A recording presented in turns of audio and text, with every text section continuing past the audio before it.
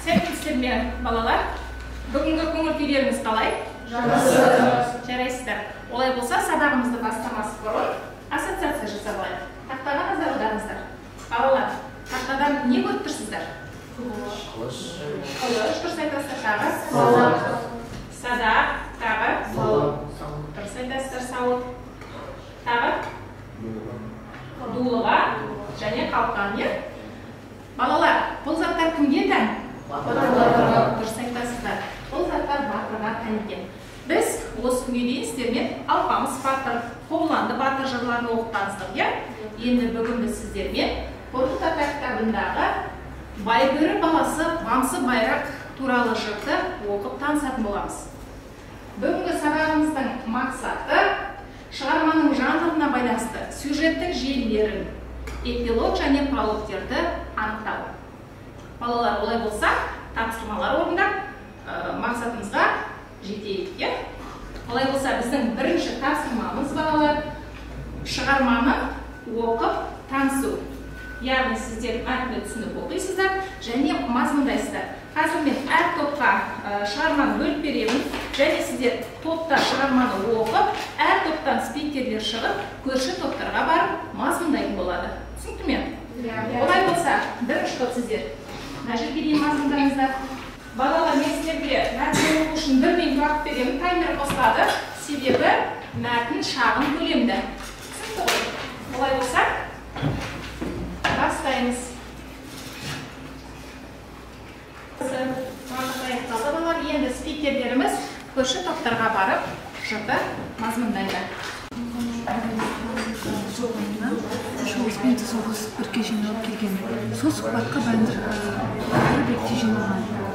Байбөрі бек оғыз қыздарды көріп, ақ деп жылап бастаған. Сонда Баяндыр ханның күйеу баласы Сауан Қазан Байбөрі бек сененге босап жасын деп сұрайды. Сол кезде ол былай деп жауап береді. Мен қалай жыламаймын, Алла тағала мен қарап кетті, мен ұлым да қызым да. Персін сыйлады, соған Рум еліне барып сыйлықтар әкеліңдер деді. Сонда көбестер жолға шығып, олар құлын, садақ және де қылыш әкелген. Олар жолда болған кезде Байбөрі бектің ұлысы, ұлым 10 жасқа содан кейін 15 жасқа толды. Ол өнерлі, зор денелі және де қылышқа екенді болып өсті. Алыстан сапар шегіп жатқанда оларға Емін қаласының кәпірлері шабуыл жасайды. Олар оның үлкені тұтқынға алып, ал кішісі Оғыз елінен барып көмек сұрайды. Сол алған шатырдың, үлкен шатырдың ішінде қара жігіт отыр екен, соларға барып көмекін сұрайды. Сол жақта Байбөрі бектің ұлы әкеліңдер, мен сендерге көмектесейін, жылқымды әкеліңдер деп олар сапарға шығады. Кәпірлердің барлығын қырып, олар малдарын осы көбестерге қайтарады. Көбестер оларға риза болып, оған сыйлық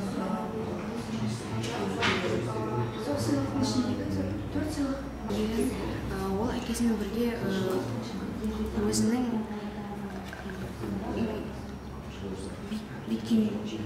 бұлар біткенде Байбөрі бектің ашу ұстады. Жақсы балалар. Балалар, сіздерге шығарманың мазмұны түсінікті болды ма? Олай болса, барлықтарыңыз бір ұпайдан алдыңыздар, иә? Енді сіздерге мен жаңа сілтеме жібердім. Ұялы телефондарыңызда сілтеме арқылы өтіп, мәтін мазмұны бойынша сұрақтарға жауап беріңіздер. Сіздерге 3 сұрақ берілген, әр сұраққа бір ұпайдан алатын боласыздар. Және неше ұпай жинағаныңыз бірден көрініп тұрады.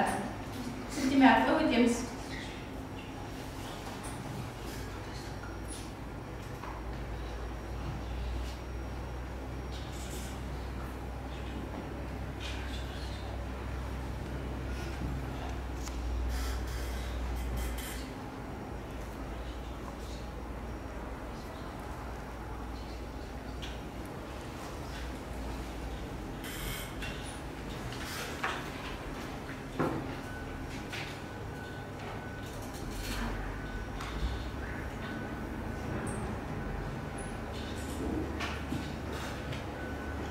Барлығымыз үштен 3 ұпай алып жатырмыз, өте жақсы. Қалғанымыз тездетейік, 17 бала дұрыс жауап берді, 18. Жақсы, толық жауап берген екенбіз. Мансұр 3-тен 2 ұпай алды. Мансұр, сіз қай жерде шатастыңыз? Қай сұрақта шатастыңыз? Мансұр, тұра қойыңыз. Оқыңыз, сұрақты оқи қойыңыз. Бамсыға неліктен 16 жасында ат қойды? Жақсы, осы сұраққа кім жауап бергісі келеді? Бамсыға неліктен 16 жасында ат қойды? Иә, Риза? Жауды жеңіп ерлік көрсеткені үшін. Мансұр, сізге түсінікті болды ма не үшін 16 жасында ат қойғандығы? Иә, жауды жарайсыз. Дұрыс айтасыздар. Міне балалар, біз шығарманың мазмұнын толық меңгеріп алдық, иә? Олай болса, енді шығармадағы пролог және эпилогтерді анықтап алайық. Ол үшін алдымен тақтаға назар аударыңыздар. Балалар, пролог дегеніміз көркем шығарманың оқиға мазмұнын оқырманға таныстыратын кіріспе бөлімі. Ол шығарманың идеясын дұрыс түсіндіру. Ал эпилог көркем шығарманы қорытындылайтын компонент болып табылады. Ол шығармадағы кейіпкерлер туралы қысқаша мәлімет береді және олардың кейінгі іс-әрекетінің жалғасын көрсетеді. Олай болса, шығармада пролог және эпилогты тауып көрейік. Оқулыққа назар аударыңыздар.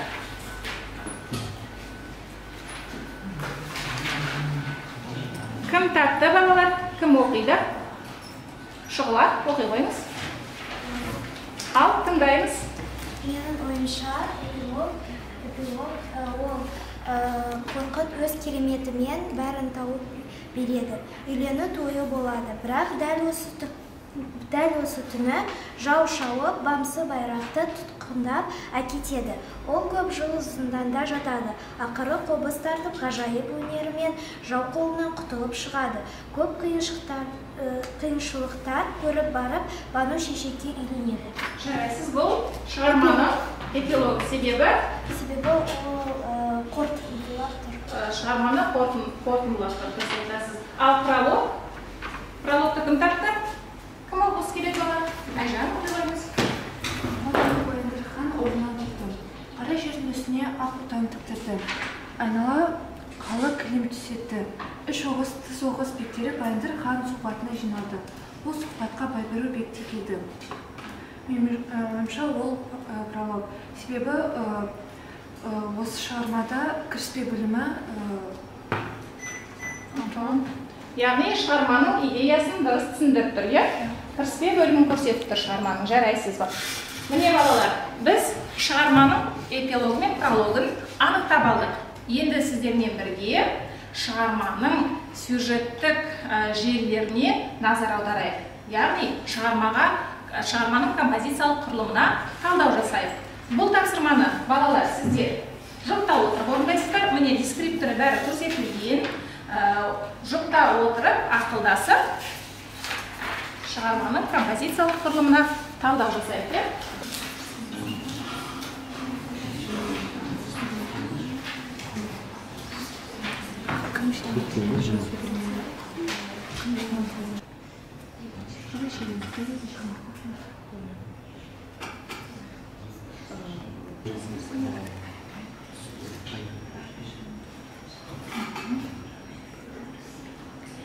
Ал, дайын болса, кім айтқысы келеді? Кім дайын? Қол көтерейік, балалар. Аружан Сергазан. Оқиғаның басталуы, бектердің Баяндыр ханның ордасына жиналуы, оқиғаның байланысуы, Байбөрі мен Байбежанның әлі дүниеге келмеген балаларын атастыруы. Дамуы мен шиеленісуін айтыңыз. Оқиған дамуы, Қортағанның Бамсыға ат қоюы, оқиғаның шиеленісуі, Бамсы байрақ пен Бану шешектің кездесуі. Балалар тыңдап отырамыз, өйткені қазір біз кері байланыс береміз. Келесі шарықтау шегі және шешімі. Амина оқи қойыңыз. Шарықтау шегі. Қорқыт атаның Бану шешекке құда түсіп баруы және оқиғаның шешімі Бамсы байрақтың мұрат мақсатына жетуі. Жақсы. Балалар, кім кері байланыс бергісі келеді? Кері байланыс беріп өтейікші кәне?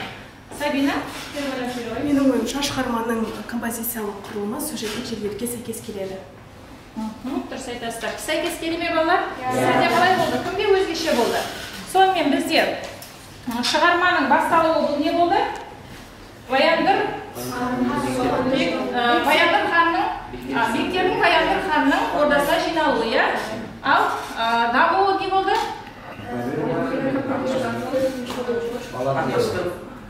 Яғни Байбөрі мен Байбжанның әлі дүниеге келмеген балаларын араластыруы, иә?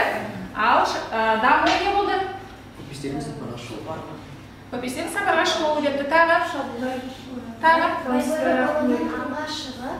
Аңға шығып ержетуі. Ержеткен не деседі? Байбөрі, яғни қорқытата бамсыға ат қойды, иә? Шиеленісуі не болды сонымен? Бану шешекпен, бамсы байрақтың бану шешекпен кездесуі. Ал шарықтау шегінде не болды? Бамсы байрақтың мұратына жетуі. Ол не шешімі, е? Яғни қорқыт атаның бану шешекке құда түсуі, е? Ал шешімі? Бамсы байрақтың мұратына жетуі. Міне, біз шығарманың сюжеттік жерлеріне тоқтала отырып, композициялық құрылымына талдау жасадық балалар. Яғни, эпилог қалыптерді анықтады. Шығарманың сюжеттік жерлері арқылы жерлерін анықтап, композициялық құрылымына талдау жасадық. Енді сабағымызды қорытындылау үшін балалар келесі тапсырманы орындайық. Бұл тапсырмада сіздер Байбөрі баласы Бамсы байрақ туралы жырды Алпамыс батыр жырымен салыстырасыздар. Қарап беріңізші. Ол үшін мен сіздерге Алпамыс батыр жырынан алынған сюжеттерді беремін, яғни қысқаша сіздерге дайындадым. Сол жырда үзінділерді, сюжеттерді оқи отырып салыстырасыздар.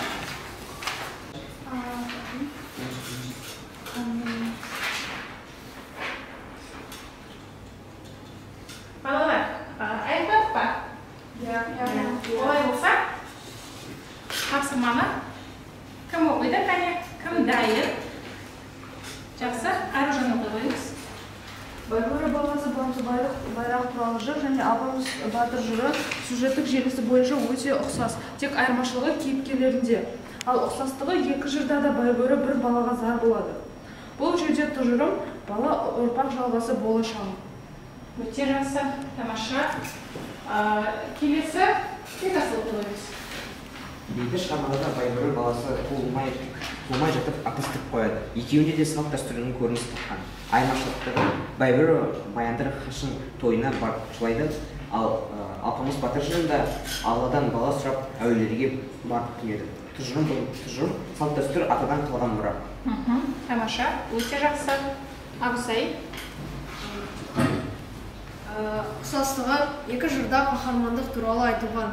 Айырмашылығында екі жырдың кейіпкерлері әртүрлі.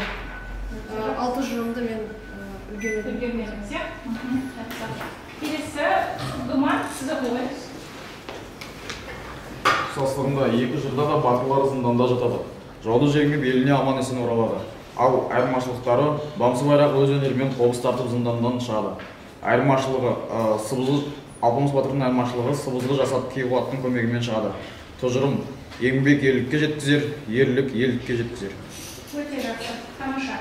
Балалар, енді бүгінгі сабақтан алған әсерлеріңізді мынау көр арқылы өтіп, кері байланыс жасап жазыңыздар, иә?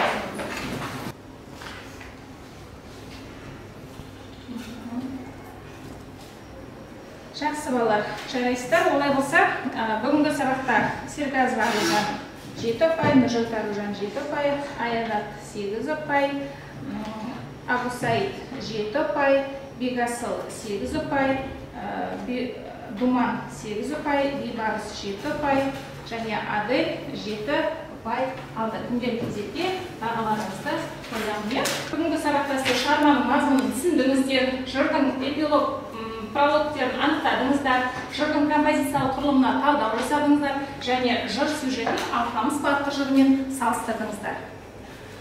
Яғни бұл жыр балалар батырлық туралы жыр екен, яғни эпостық жыр. Енді алдағы уақытта сіздер үйге осы Бамсы байрақтың батырлық, ерлік істерін оқып келесіздер және өз ойларыңызды тұжырымдап презентация дайындап келесіздер. түсінікті ғой. Олай болса сабағымыз аяқталды. Сау болыңыздар.